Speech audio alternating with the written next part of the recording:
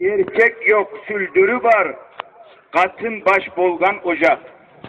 Ata, ana ulan kız, televizorga karaylar, uçaklap ovuşuğunu kulturaga sanaylar. Ana tilin unutup, takıllaylar orusça, busurmallık kalmagan toylarımızda Rusça. Erge baragan kızlar, gelin kapot giyaler. Kokuregi arkası bek açılsa süyeler. Atası kardeşi uyalmay kızlarından bir bir basıp yürüyler kapirlanı hızından. Giyevde gelin bulan kız bay yimik oltura. Gorka tavuşlar mulan yetmegenin toltura. Ata babalarımız tirilip bizin görse tamaşa bolmaz edi.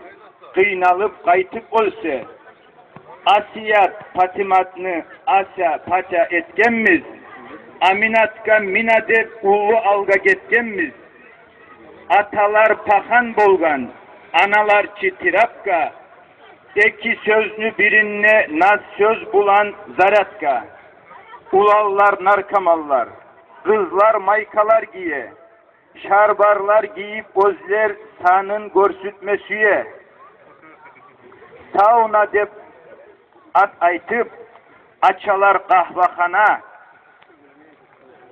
kızın okuma salıp parahat ata ana, kızı parahat tügül, uyrene şahar kuyge, taymaygan yolak alıp kaygı koptura uyge, ullu bolup gitçige söylesen ayıp etip, bir ekini verecek kalmasan kayıp getip, muna şulay kardeşler bugün bizim halımız, haram kop aşamaktan buzulgandır kanımız.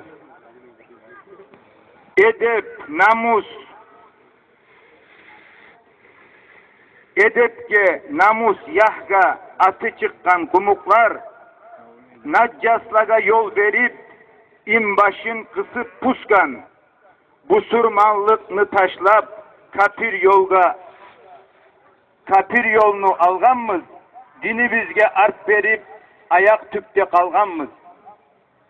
Kayıtmasak dini bizge tova etip gözümüz, cahillerden edepni hiç görmeyecek gözümüz. Ata ana din tutup, tarbiye verip yaşka, beregen tarbiyanı namaz kıldırıp başla. Koyma uyde söyleme ana tilden başkanı, katın kızın yapsınlar yavluk baylap başlanı. Aşama oturganda bismillah etip aşka, alhamdülillah deme. Bitkende uyret yaşka, dağıda uyret oğar ulluğa ere tur dep. Alga çıkıp yürüme, vere artta tur dep. Vere artına tur dep.